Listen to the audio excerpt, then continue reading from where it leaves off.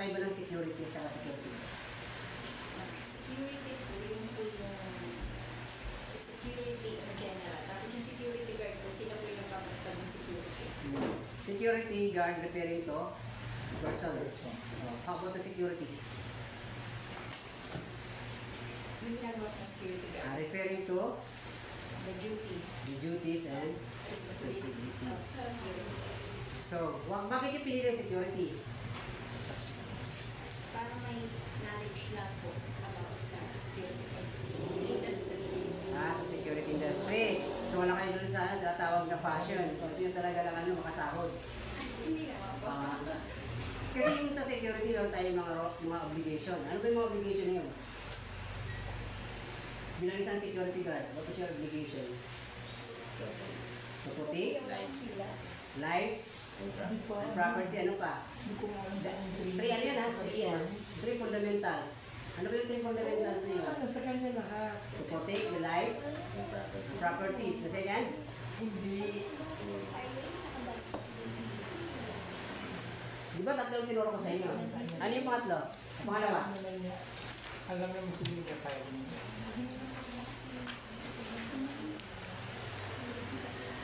Ano pa naman yun?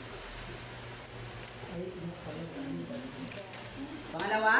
Sige, sulat nyo. The three fundamentals of security.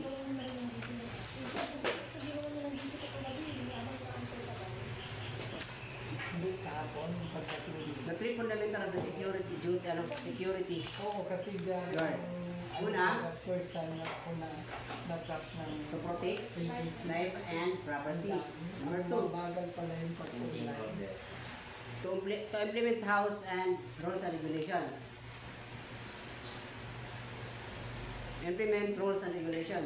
Number three, maintain peace and order.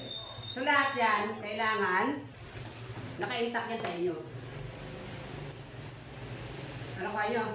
Number one, protect life and properties. Number two, To implement house rules and regulations. okay. Number three, Maintain peace and order. so, ang security guard, frontliner sa peace and order.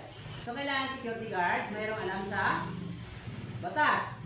So, ano mga batas na yun?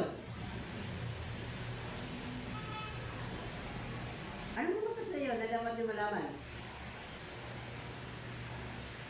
Rights nyo at saka rights ng mga clients, mga ente. Dapat alam nyo yung batas. Hindi lang kayo basta-basta na security guard. Kasi kung wala kayong alam sa batas, huli na kayo ng huli. Hindi nyo alam yung mga rules and regulation nyo. So, saan magagaling ang mga rules and regulation nyo? Sorry.